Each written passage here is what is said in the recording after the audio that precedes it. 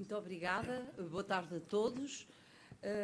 A minha função, mais que moderar o debate, penso que será o de fazer um apanhado daquilo que foi dito neste último painel. Antes de fazer isso, eu gostaria de apresentar os meus cumprimentos à Sra. Presidente da Mesa, Sra. Doutora Maria José Morgado. É uma honra para mim poder intervir numa mesa presidida por Vossa Excelência, e a todos os conferencistas do painel, por ordem das suas intervenções, Sr. Dr. Rui da Silva Leal, Sr. Conselheiro Manuel de Simas Santos, é um gosto voltar a vê-lo, que nos falou sobre o Código Penal e a responsabilidade do médico, e o Sr. Professor Dr. João Pinheiro, Vice-Presidente do Instituto Nacional de Medicina Legal e Ciências Forenses, que nos falou da responsabilidade criminal médica e o Conselho Médico-Legal. Como é evidente, saúdo também a organização do Congresso, a Ordem dos Médicos e a Ordem dos Advogados, e congratulo-me por poder estar aqui presente. Como disse, serei rápida. Tenho a noção de que não estão aqui propriamente para me ouvir, mas para ouvir aquilo que, digamos, consegui resumir do que foi dito antes de mim. Ora, nós estamos aqui a tratar da questão da responsabilidade penal do médico, que, esta é só uma nota pessoal, depois no resto seguirei, na medida do possível, as intervenções que foram feitas, que levanta, desde logo, um problema que, quanto a mim, é fundamental, que é o de estar a tratar de crimes. Isto é, tem que se ter a noção de que estamos a confrontar um profissional que trabalha já de si com elevados riscos e com valores fundamentais, com um tipo de responsabilidade que é uma responsabilidade particularmente intensa, de natureza punitiva e que, portanto, deve ser, tal como nos ensinam os textos fundamentais nesta matéria, subsidiária em relação a outro tipo, a outras formas de responsabilidade. No entanto, também não podemos esquecer, precisamente porque se trata de valores fundamentais das pessoas, que o risco que elas enfrentam também não é de sumenos e que também podem ficar afetadas nos seus bens essenciais.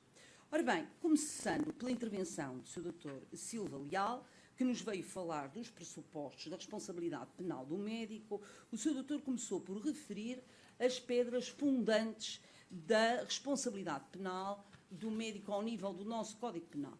Isto é, o nosso Código Penal, e hoje já se falou aqui várias vezes dessa questão, o nosso legislador optou por separar o âmbito de proteção penal da vida e da integridade física, neste domínio, da proteção que dá ou confere a autonomia do doente.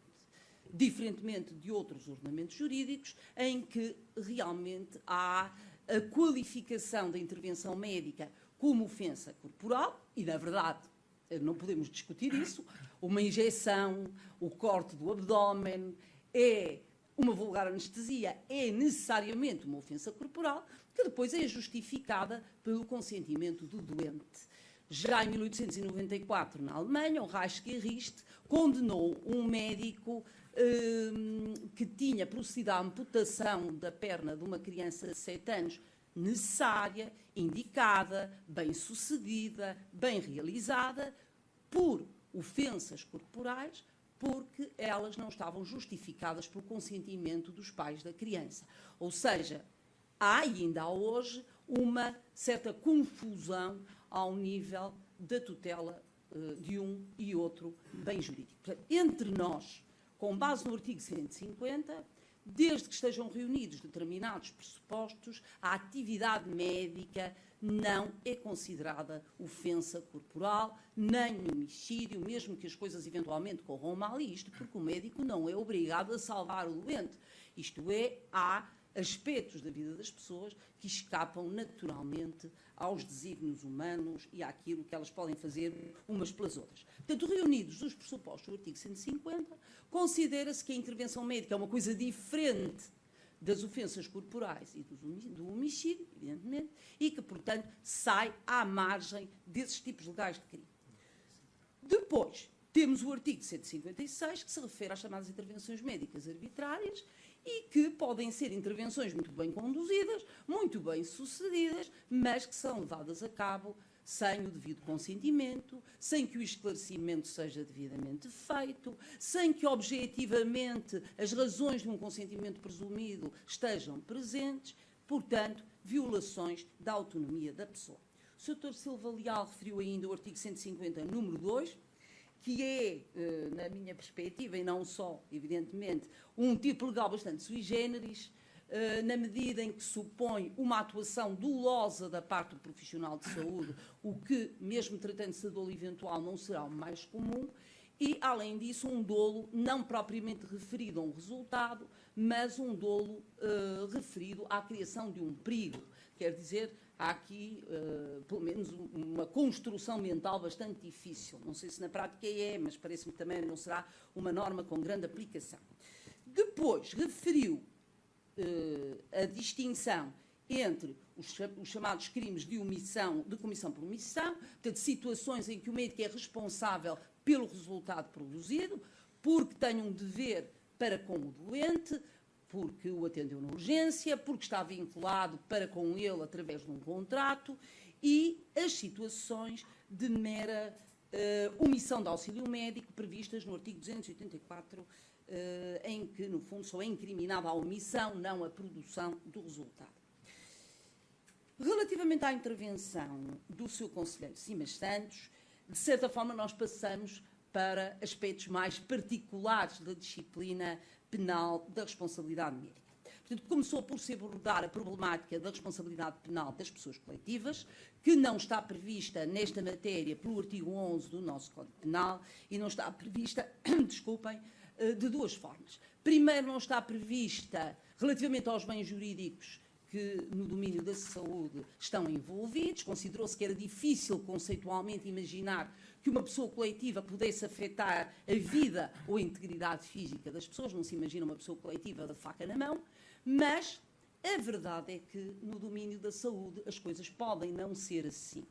Na verdade, por deficiências de armazenamento de medicamentos, por má estruturação dos serviços, por má higienização dos espaços, a pessoa coletiva pode efetivamente, enquanto responsável por uma organização, ter também conceitualmente ou possivelmente uma responsabilidade penal. E, por outro lado, a outra dificuldade, dupla dificuldade, é que o artigo 11, número 2, exclui o Estado e as pessoas coletivas de direito público do âmbito da responsabilidade das pessoas coletivas. Portanto, não só não se prevêem estes tipos de crime em relação a pessoas coletivas, como, por outro lado, as pessoas coletivas de direito público estariam excluídas. Depois, falamos, e aqui notando-se alguma distinção em relação a outros ramos de direito que não tratam de forma específica e autónoma a atividade médica, falou-se de vários tipos legais de crime que o profissional de saúde poderia cometer. Falou-se do atestado falso, da usurpação de funções, da violação de segredo, da intervenção da gravidez não punível, entre tantos outros crimes que estão previstos autonomamente para o médico. Pode-se dizer, efetivamente, que o legislador penal dedicou uma grande atenção a esta área de atividade. Não sei se estou a falhar alguma coisa, um resumo realmente tem as suas limitações. Passando para a última intervenção do Sr. Professor João Pinheiro, é uma intervenção que diz respeito já mais à dimensão prática do apuramento da responsabilidade penal do médico, como se esclarecem os casos de responsabilidade penal médica. Falou-se das funções do Conselho Médico-Legal, do seu processo de criação, da forma de formulação dos pedidos, da sua composição, de uma alteração legal de regime entre 2007 e 2012 e do aumento dos pedidos e do processamento de pareceres entre 2010 e 2015. Penso que não abusei da paciência da assistência a esta hora já tão tardia. Agradeço a todos e agora penso que, se tiver tempo, ficará aberto o debate. Sim, senhora professora...